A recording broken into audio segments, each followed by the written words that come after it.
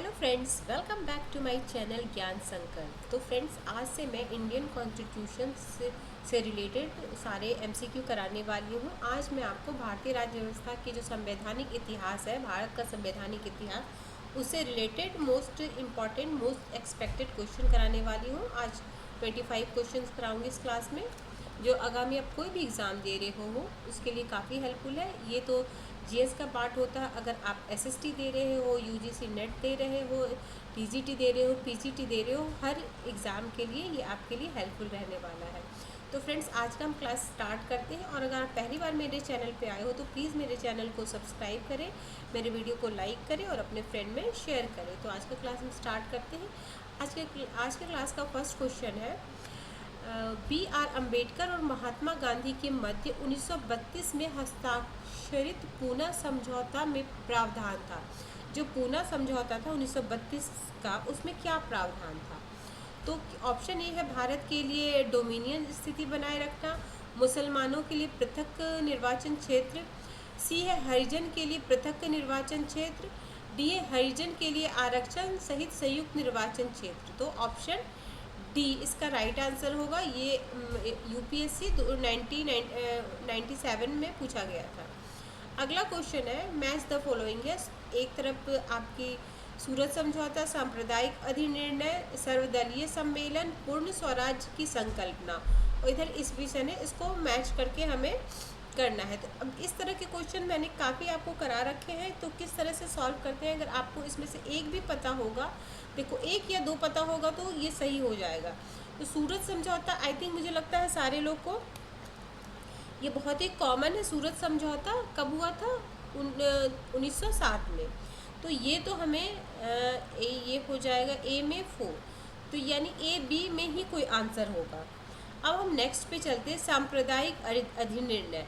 तो सांप्रदायिक अधिनिर्णय 1932 यही है। जो सांप्रदायिक अधिनिर्णय जो हमने ऊपर वाले भी क्वेश्चन पढ़ा था, उसी का नाम है, क्या बोलते हैं इसको, बी आर अम्बेडकर उनके द्वारा जो हस्ताक्षरित हुआ था। तो ये हुआ था 1932 में। तो ये 3 है, चलो ये भी 3 है, ये दोनों में है। अब हम सी पे चलते हैं, पूर्ण स्वराज की संकल्पना। ये भी आपको डी वाला तो आई थिंक सबको पता होगा, कब हुआ था पूर्ण स्वराज की का संकल्पना। तो पूर्ण स्वराज का जो संकल्पना हुआ था वो आपका हुआ था इसमें 1929 में, रावी नदी के तट पे। तो ये हो जाएगा डी का फर्स्ट। तो डी का फर्स्ट किस में है? ऑप्शन बी में। तो इसका राइट आंसर ऑप्शन बी हो जाएगा। अब मैं मैच कर दे रही हूँ आपके लिए। देखो, सूरत समझौता हो गया 1907 में, सांप्रदायिक अधिनियम, कम्युनियल अवार्ड जिसको हम बोलते हैं, ये 32। अगला है सर्वदलीय सम्मेलन 1928 में, और पूर्ण स्वराज की संकल्पना 1929 में। ठीक है, option B is the right answer. अगला है, निम्नलिखित में से किस अधिनियम द्वारा भारत में गवर्नर जनरल को अध्यादेश जारी करने की शक्ति प्रदान की गई थी? तो ये किया गया था भारतीय परिषद अधिनियम 1861। Option number B is the right answer. फिर हमें मैच करना है, अगस्त प्रस्ताव, अगस्त घोषणा, अगस्त प्रस्ताव, अगस्त संकल्पना, प्रत्यक्ष कार्यवाही दिवस। तो इसमें लॉर्ड लिंथिगो, लॉर्ड मॉन्टेग्यू और मोहम्मद अली जिन्ना, महात्मा गांधी। तो इसका राइट आंसर हो जाएगा ऑप्शन नंबर ए। तो अगस्त प्रस्ताव हो जाएंगे लॉर्ड माउंटेग्यू, अगस्त प्रस्ताव हो जाएगा आपका लिंथिगो, अगस्त संकल्पना हो जाएंगी महात्मा गांधी, और प्रत्यक्ष कार्रवाई दिवस हो जाएंगे Mohammad Ali Jinnah. Next question, regulating act पारित हुआ। तो रेगुलेटिंग एक्ट कब पारित हुआ था? तो 1773। Option A. भारत के गवर्नर जनरल को किस एक्ट के द्वारा अपनी समिति के निर्णय को अस्वीकार करने का अधिकार मिला? तो किसके द्वारा अस्वीकार करने का मिला? 1786 अमेंडमेंट एक्ट के द्वारा। Option number C is the right answer. ये बहुत ही इंपॉर्टेंट क्वेश्चन है। ये देखो, यूपीपीसी फ्रेंड्स, अगर आपको क्लियर नहीं दिख रहा है तो आप प्लीज़ अपना रेजोल्यूशन पढ़ा दीजिएगा, तो आपको क्लियर दिखेगा। पीडीएफ ही ऐसा है, इसमें पिक्चर पूरी अच्छे से क्लियर नहीं है, बट क्वेश्चन बहुत ही मोस्ट इम्पॉर्टेंट क्वेश्चन है, इसलिए आप अगर मेरी बातें भी सुन लेंगे तो भी आपके लिए काफ़ी हेल्पफुल रहने वाला है। अगला है, महारानी विक्टोरिया को भारत की साम्राज्ञी नियुक्त किया गया था। तो महारानी विक्टोरिया को कब नियुक्त किया गया था? तो 1858 में। ये बीपीएससी में आया हुआ है। अगला, साम्राज्ञी विक्टोरिया 1858 की घोषणा में भारत में बहुत सी चीज़ें दिए जाने का आश्वासन दिया था। निम्न आश्वासन में से कौन सा ब्रिटिश शासन ने पूरा किया था? तो इसका हो जाएगा ऑप्शन, इसमें हो जाएगा क्वेश्चन नंबर क्या? क्वेश्चन नंबर 8 का आंसर हो जाएगा देसी रजवाड़ों की यथा स्थिति बनाए रखी जाए। Option B is the right answer. अगला है,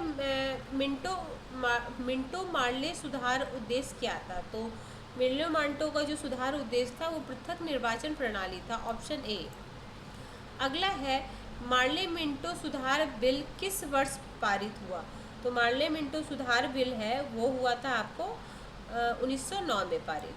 अगला है, मुसलमान के लिए अतिरिक्त निर्वाचन मंडल प्रारंभ किसके द्वारा किया गया था? मतलब किस अधिनियम के द्वारा स्टार्ट किया गया था?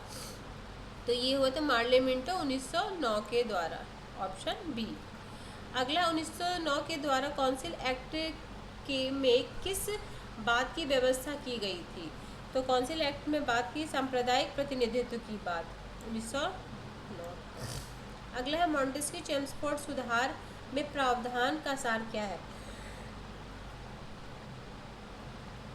तो इसमें ये 1919 में हुआ था। इसमें प्रांतों में दोहरा शासन।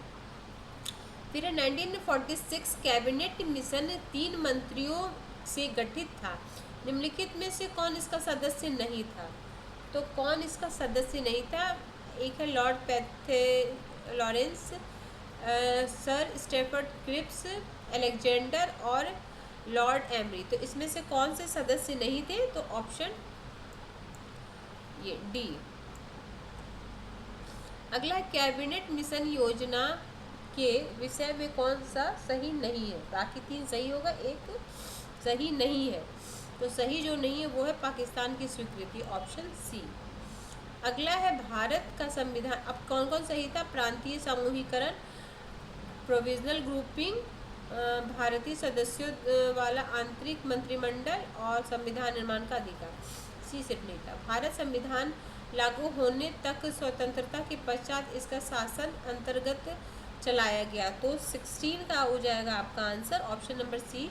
1935 के भारत सरकार अधिनियम के अनुसार भारतीयों को वर्ष 1947 में सार्वभौम सत्ता सौंपने की योजना किस नाम से जानी जाती है? तो 47 का ये जानी जाती है मॉन्टेस्क्यू माउंटबेटन योजना, ऑप्शन सी। अगला, कौन सा सुमेलित नहीं है? यानी 3 इसमें मैच कर रहा है, एक नहीं कर रहा है।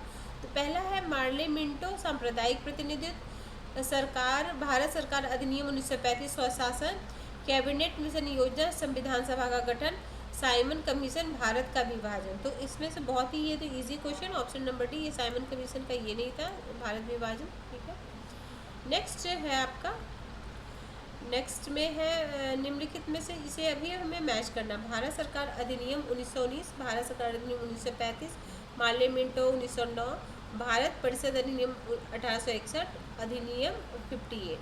तो इसका आंसर हो जाएगा right answer option number B.